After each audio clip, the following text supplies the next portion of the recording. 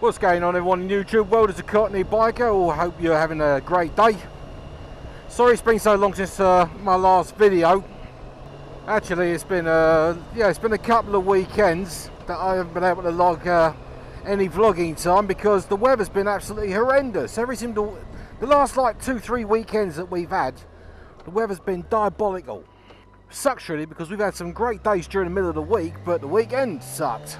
And as we all know, during the week I'm working. Fortunately, I'm not one of them sort of people who live to ride, ride to live. I used to be a long time ago. Then again, having said that, there isn't much call for motorcycle jobs these days, unless you're a mechanic or something. I'll tell you what jobs are available. Cue the intro.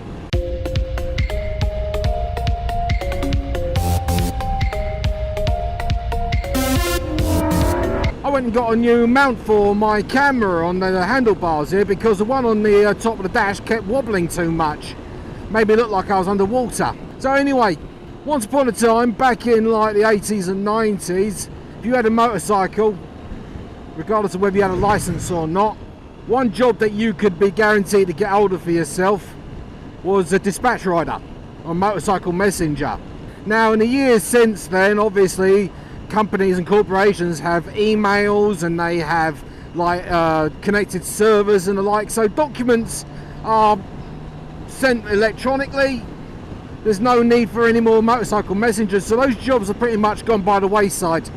So as I was thinking about it, it turns out that there's not many jobs that motorcycle riders can actually do, but there are a few. I'll tell you what they are. Well, obviously at the top of the list is like a tour guide. I mean, it's got to be a pretty good job that you meet up with a group of bikers and you all just sort of go on a vacation and they pay you to guide them through like some really nice scenic areas, great rides, twisties and the like, and camp out or stop at hotels and all that. It's like getting paid to go on a motorcycle vacation. Can't be anything wrong with that. But like I said, they're few and far between because those jobs are pretty well snapped up. Now another job that I could think of, and that's if you're like a motorcycle policeman.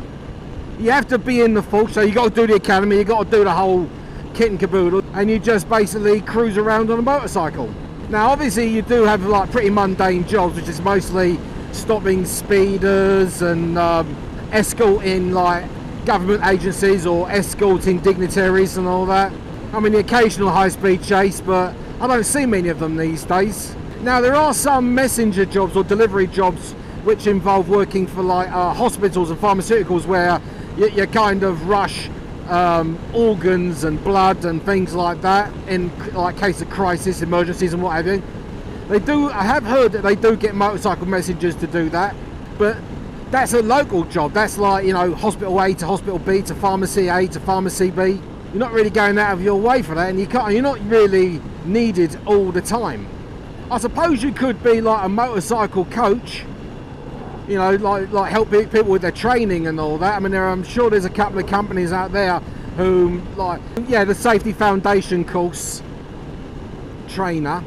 You got those, but then you got like the more advanced trainers who'll take people out on the road and teach them like actual skills on the road. But that's optional, and there's still a lot of like classroom, and you still need to pass your own test to do that. I did hear this is. I heard about this in England, so I'm not sure that like they'll ever have it in America.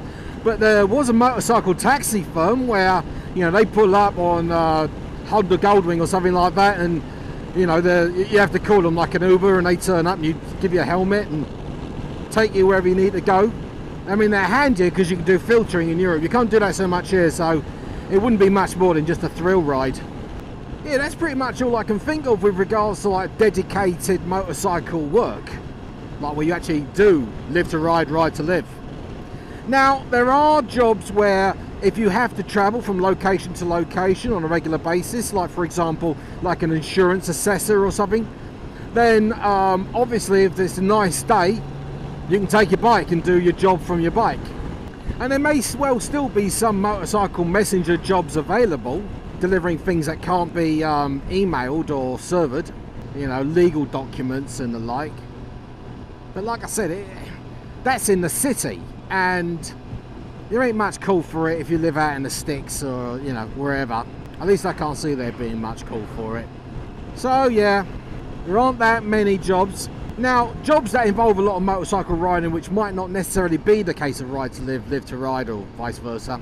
If you're one of them sort of people who do motorcycle reviews and you're good at it, magazines like to pick up reviewers, and that's a nice little job. That, you know, you jump on a motorcycle have it for a couple of weeks, as long as you write up a nice review that customers like to watch or they like to read up about, then yeah, you can get snapped up by magazines about that, which is great because you get to take out the latest and greatest like motorcycles with all the innovations and everything like that.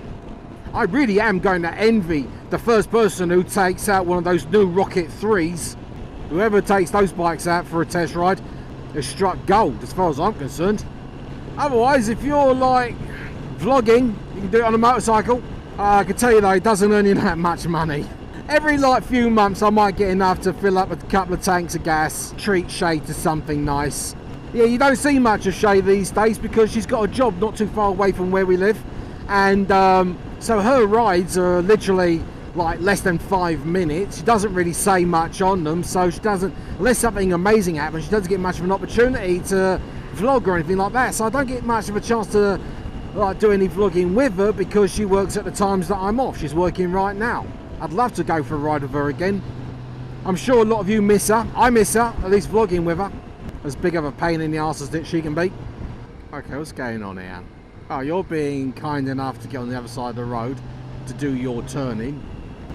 Yeah, when I was dispatch riding, I worked for 3 companies over the course of like a couple of years. I had a little Suzuki GS250 and I worked for 2 firms in London and one up in Colchester called Roadrunner. I mean, they were handy little gigs. I mean, it didn't pay that much money and I was never really the best. We had little maps of London. They were called London A to Zs. Now it's all GPS now.